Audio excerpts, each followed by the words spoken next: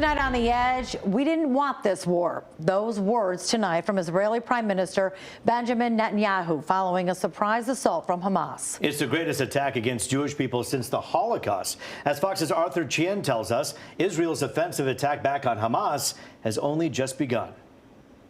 3 days in, bodies are still being discovered in Israel, victims of the surprise Hamas attack that has terrorized that region. The war's death toll is now at 1,600 on both sides and continues to rise. Around 900 people have been killed in Israel. At least 260 were massacred while attending a music festival. Israel vows a complete siege of Gaza, where more than 680 people have been killed, and airstrikes continue pounding the Palestinian territory tonight. Familiar scenes of grief being witnessed on both sides. We have only started striking Hamas. Israeli Prime Minister Benjamin Netanyahu saying tonight the fierce offensive has only just begun. President Biden convened a meeting with top national security staff on Monday. The U.S. is moving a carrier strike group into the eastern Mediterranean to support Israel. The Department of Defense tonight expressing concern that it can only supply Israel and Ukraine with munitions if Congress, which is in turmoil and without a House Speaker, can get itself out of chaos. Our ability to support both potentially the Israelis and the Ukrainians simultaneously is additional funding from Congress to be able to increase our capacity, in terms of our capacity to expand production and then to also pay for the munitions themselves.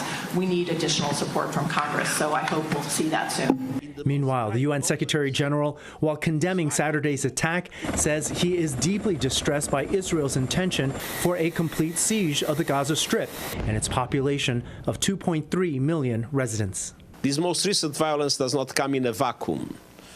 The reality is that it grows out of a long-standing conflict with a 56-year-long occupation and no political end in sight. It's time to end this vicious circle of bloodshed, hatred, and polarization. Arthur Chien, Fox News. Meantime, a player for the Detroit Lions is closely monitoring the situation in Israel. The parents of linebacker Alex Anzalone are currently stuck there with their Florida church group. Anzalone is pleading with President Biden on X, formerly known as Twitter, to help get his parents home. The church group is slated to leave the country on Thursday, but are now trying to get out as soon as possible. Well, people across the U.S. holding rallies and showing solidarity for the people of Israel. That includes thousands here in Metro Detroit denouncing the attacks and showing their solidarity. Fox News' Dave Spencer reports from Southfield.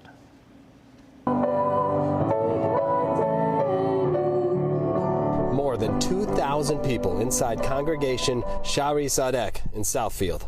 All moved to be here together so they don't feel helpless alone, denouncing the surprise attacks, the acts of war in Israel. We declare unequivocally, Detroit stands with Israel. The CEO of the Detroit Jewish Federation says it's clear what happened at the hands of Hamas on Saturday. What we saw on Saturday was sheer terrorism, and we must call it out. Terrorism 1,000 miles away, but it hits very close to home. The last 48 hours in Israel are a nightmare, and no one could wake us up. One woman from Bloomfield Hills just learned her 27-year-old brother, a commander in the Israeli army, was called to serve immediately following the attack. Saturday morning, Eli led his team in an operation in Kibbutz Kfar Aza, attempting to rescue families and civilians held captive by terrorists. Eli was hit and killed, along with other soldiers. In Israel, most citizens are called upon to serve and fight for their country. Support Israel in any way you can. We are fighting for our lives. Among the thousands in attendance, Michigan lawmakers and leaders like Senator Gary Peters. In Washington, we must act swiftly to pass a bipartisan legislative package to give Israel all of the support that they need. And Governor Gretchen Whitmer telling the United Jewish Foundation they will do whatever it takes in this time of war. We here in Michigan condemn this vile act of terrorism.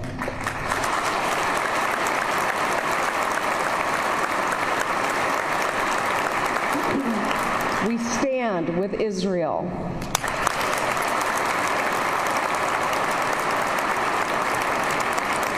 And Israel has a right to defend itself.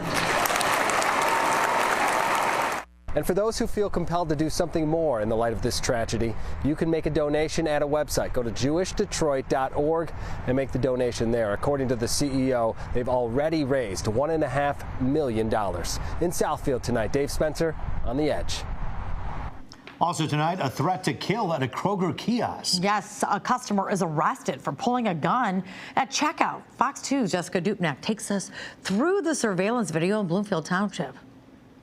This is the wrong plaza to be doing anything crazy. That's because the Bloomfield Township Police Department is literally right across the street. So when they got the call last Thursday that there was a gun inside of Kroger, it was a matter of seconds. Please scan your first item and place it in the bag. Frozen dinner, cleaning spray, and a loaded Glock. Wait, what? He's fumbling around with a gun. He's got the gun clearly out. Allegedly threatening, I'm about to murder you, and you better get out of here before you get killed. The eye in the sky caught it all at this Kroger or Krogers in Bloomfield Township. It's scary. I mean, my heart's pounding. I just went through the checkout line. 13 years. This has been Debbie Dawson's spot. I love my Kroger. They're nice people.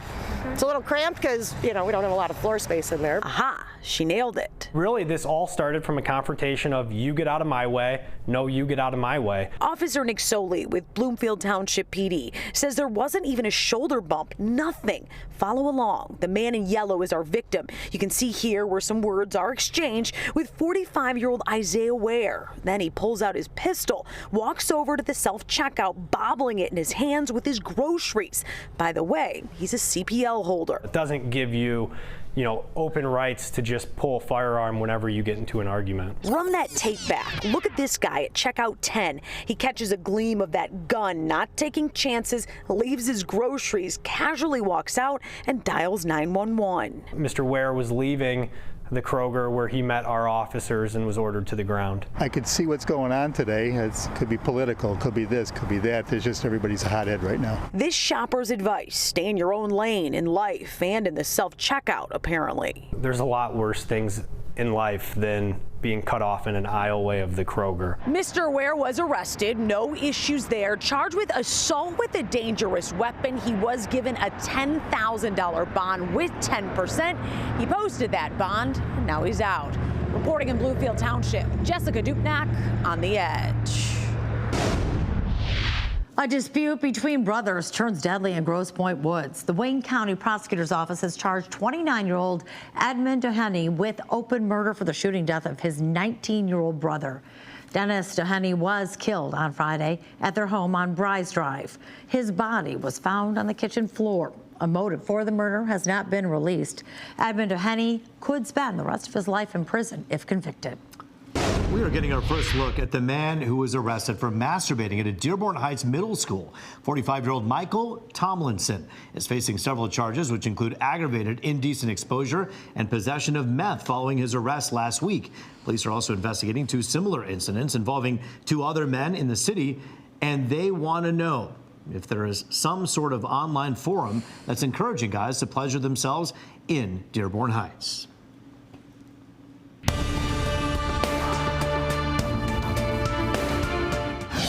Day 24 of the UAW ending with another round of layoffs for hundreds of workers. While progress in contract talks is being made with the big three, the strike now proving to be one of the costliest in history. Fox News' Dave Kinchin reports. Stellantis issuing a new round of layoffs. This time it's nearly 600 people out of work, including more than 500 at the Trenton Engine Complex. Meanwhile, the mood is great. I mean, the people ain't giving up. Stellantis workers outside the Mopar World headquarters in Centerline say they are holding firm even amid a change in the elements. We had to fight through the weather and all the other issues that didn't happen out here. GM is also putting 200 more workers on layoff, blaming their move on a strike that's now entering week 4 and costing more than $5.5 billion, according to the Anderson Economic Group, making this protest the most expensive of any auto strike since 2000. That's how strikes go sometimes. Like I said, we patronize these restaurants and these companies hereby, and they feeling the effects of it. This is still relatively minor compared to what the costs would have been had the strike been a full throttle strike across entire company or certainly across all three companies. Merrick Masters is a professor of business at Wayne State. He says the UAW has made progress with all Detroit 3 automakers, but not nearly enough to get tentative agreements in place this week, meaning that $5.5 billion in losses will only increase. The job losses and job effects in terms of the number of strikers and layoffs has been relatively modest given the limited nature of the strike. However, that could ramp up very quickly depending upon what happens this week. You know, they got the white collar workers that they're trying to haul in to try to do our parts in here, which you'll see the bus. I don't know if you ever see they bring in this charter bus in here, and it's normally only have like 3 or 4 people on it. And of those losses, workers have lost $579 million, $2.7 billion in losses for the automakers themselves, $1.6 billion in losses for the suppliers, and the dealers more than $1.2 billion in losses. In Trenton, Dave Kinchin on The Edge. All right, raise your hand if you put your furnace on this weekend. Oh, yeah. It was cold. Got chilly out there, didn't it, It is Rich? chilly, and it's Yeah. going to stay chilly right through the weekend and beyond. There's no big warm-up in our 7-day forecast. Let's take a look at this cooler pattern. Low pressure is spinning north of the Great Lakes. Now, it's been dry for us today, but notice across northern parts of lower Michigan, there have been some showers coming and going. Also, up in the Thumb region, some showers coming and going. Here's a good look at Sky Tracker. There could be a few sprinkles right now north of Flint and also north of Port Huron, up there around Lexington. Daytime highs today with the sunshine and the breeze, 57 for us, 45 in Newberry. Much cooler up there in the UP. Here are the numbers at the airport, 57.39. Average is 65 and 46, so a good 7 degrees below where we should be today. Right now, 39 the cool spot Ann Arbor, 50 over at City Airport, 46s for Howell and for Pontiac. The breeze has diminished. It was blustery out there this afternoon, but still a lot of blue on the map right now. 39 Fort Wayne. There's 52 Columbus, 44 up around the bridge at Pellston. So watch our low pressure area spinning to our north. It keeps us rather chilly for the next couple days. Lots of clouds tomorrow, even into Wednesday, lots of clouds, but more unsettled weather comes our way starting Thursday. You'll see it in the 7-day. Cool again tonight, down to 42. Tomorrow back to 54. Lots of clouds, perhaps a stray shower or sprinkle. And then right there is the full 7-day. We may have a hard time reaching 60 between now and the middle part of next week. It's going to be damp at times for the weekend. A full check at 4 a.m.